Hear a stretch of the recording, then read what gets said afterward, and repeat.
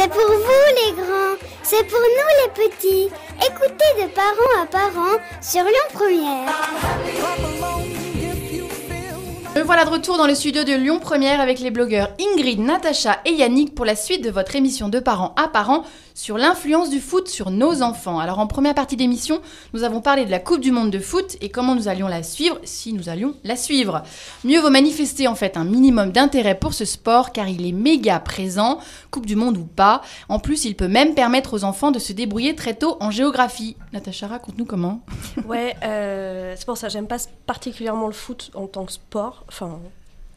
pour la mentalité que voilà. Ouais, mais du coup mon fils étant passionné par ça, je me suis rendu compte qu'il était bien meilleur que moi en géographie. Il s'est situé des villes de France que je ne savais même pas que ça existait. Et si elle est prononcée, il sait les situer sur une carte. Il connaît tous les joueurs de pas mal d'équipes. Mais il y a les villes et puis il y a les villes et après pour la Coupe du Monde, il sait situer tous les pays. D'accord. Les pays participants. Tant qu'il y a une équipe de foot, parce que je suis pas sûre qu'il gère certains petits pays. Mais et puis il y a les drapeaux. Tu m'avais dit aussi. Voilà, donc il est fort en drapeau aussi. Il est fort en maillot de foot, ça sert moins. Ça sert avec les copains pour crâner sûrement, je sais pas. Mais voilà. Oui, mais ça sert aussi lorsqu'il il voit une personne avec un maillot. Quand on voyage pas mal, et que ce soit en France ou à l'étranger, et c'est vrai que dès qu'il voit un maillot de foot, il dit « Ah, lui, il doit être... » Bon, après, il extrapole, c'est pas parce que j'ai un maillot de Saint-Étienne que je suis pro Saint-Étienne, par exemple, ou que je suis stéphanoise. Mais s'il voit un maillot national, par exemple, espagnol, il va dire « Ah tiens, il vient d'Espagne. » Lui, il est espagnol, lui, il habite à Barcelone, lui, c'est assez marrant, quoi. D'accord. Alors justement, autre possibilité grâce au foot, c'est de bien prononcer les noms des joueurs dans leur langue d'origine. Et oui, je vous rappelle que nos équipes lyonnaises, stéphanoises, parisiennes, lilloises, etc. sont composées de joueurs du monde entier.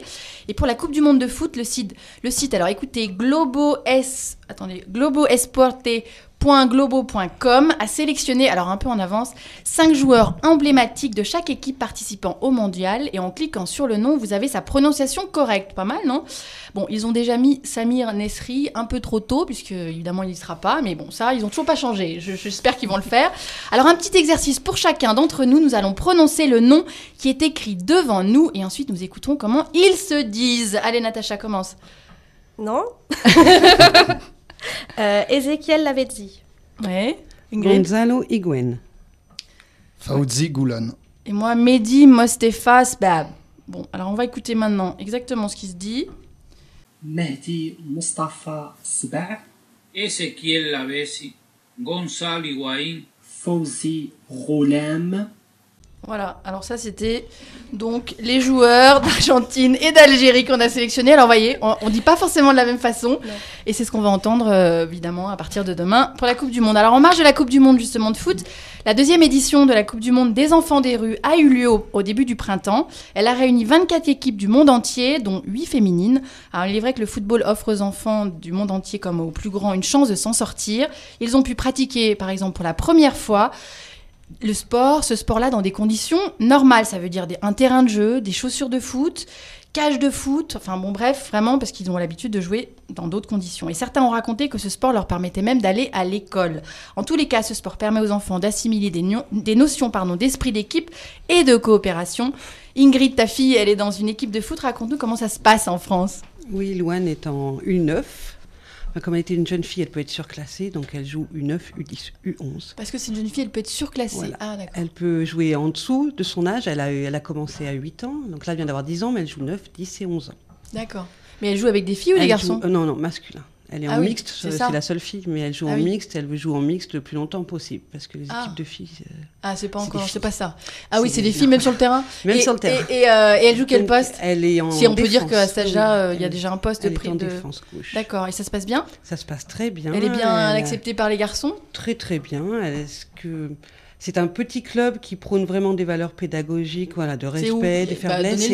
C'est l'USCM, c'est l'Union sportive de Crème-Aurestel. D'accord, oula. Qui est bien coté en école de foot. D'accord. Ils sont vraiment des encadrants formidables. Après... Et alors, elle est habillée comment ? Elle est toute en noir. C'est noir, short, t-shirt. Mais elle a une tenue de fille. Tenue de fille. Non, il n'y a pas de tenue de fille. C'est jusqu'à un certain âge, les filles sont habillées comme les garçons. Et même moi, en équipe pro adulte, j'ai vu certaines équipes de féminines qui avaient des tenues de... Oui, elles prennent ce qu'elles ont. Autant les féminines de l'Olympique Lyonnais, par exemple, ont une coupe très cintrée. Les féminines d'autres clubs vont avoir des t-shirts. Ouais, donc là, ça n'existe pas encore dans tous les clubs. Je pense que ça dépend du club. D'accord. Et toi, Yannick, tu as un fils aussi qui joue au foot dans un club. Ça se passe comment pour lui ? Il est en quel niveau ? Il est en débutant. Débutant poussin, U9. D'accord. Ou U7, je ne sais plus exactement la catégorie. Mais il a quel âge ? Il est sur sa 8e année cette année. Donc c'est U7, ouais, c'est U7. Et donc, ça se passe très bien, parce que lui, il avait l'envie d'aller faire du foot comme tous les gosses et toutes ces choses-là. Après, l'encadrement est super, tout ça, il joue à la Croix-Rousse. Après, c'est un peu la sélection, quoi. Ouais. Nous ont dit clairement, si à la fin de l'année, il n'est pas bon, il y en a d'autres qui tapent à la porte, donc il vire. Donc il y a déjà un esprit de compétition, d'élitisme qui commence très tôt. Ouais. D'accord. Et là, je les comprends parce que il y a une pression du nombre, et ils sont beaucoup, et des choses comme ça. Déjà, les gosses jouent pas quand il y a des tournois tous les week-ends. Il y a combien d'équipes ? Parce qu'après, suivant les équipes dans la catégorie, ils peuvent accueillir des enfants qui sont moins bons. Ouais, mais ils en ont combien, les équipes là ? Une dizaine. Non, mais pour les U7 ? Les U7, ils en ont 3 ou 4. D'accord. Donc ça va déjà. Parce que toi, ils sont combien, Ingrid ? En U9, il y a une équipe, en U10, ils sont 2. D'accord, ok. C'est un tout petit club. Ouais, mais c'est horrible pour les enfants. Ouais. Il y a une énorme sélection. Dès le départ. De savoir que si t'es pas bon, tu seras plus l'année prochaine dans le foot, enfin dans ton équipe, oui. Ouais. Non, mais t'as le droit d'être mauvais. Enfin, Pardon, je suis super énervée. Non, ça m'agace. T'as pas mis ton fils au foot, toi, hein ? Non, il veut faire du foot, et je l'ai... Enfin, on l'a emmené voir un entraînement d'un copain à lui, et il a vu comment ça se passait, c'est-à-dire les engueulades, les traités, tu vas sur le banc, on s'en fout, machin, t'es mauvais, tu dégages. Et je lui ai dit, voilà, t'es prêt ou pas ? Non, voilà, tu fais pas du foot. Désolée, et il adorerait faire du foot, mais après, je trouve que il y a une image. Ça va, on n'est pas des sauvages, quoi. Il y a une pression qui est mise sur les enfants. Et là, c'est pas du tout du sport, quoi. Enfin, pas que. Ouais. Alors, est-ce que vos enfants vont sur le site Foot Style qui permet aux enfants d'apprendre en ligne les figures les plus cool à faire avec un ballon rond ? Alors, il est rempli de tutoriels. Est-ce qu'ils y vont, les enfants ? Non. Alors, vous lui donnerez le nom. Mais oui, j'ai découvert et c'est vraiment chouette. C'est vraiment, enfin, moi je trouve ça. Ça permet d'avoir le côté ludique. Oui, et puis ils prennent un ballon. L'entraînement où ça va être. Et puis ils prennent un ballon, puis ils essayent tout seuls à faire des figures. Tu proposes qu'ils essayent devant la chaîne YouTube, devant l'ordinateur ? Bien sûr. En général, ils enregistrent. Non, alors moi mon fils il enregistre. En fait, il enregistre, il regarde, il dit OK, et hop, il sort, il prend son ballon, il fait. Ouais, mais il est sage. Il est sage.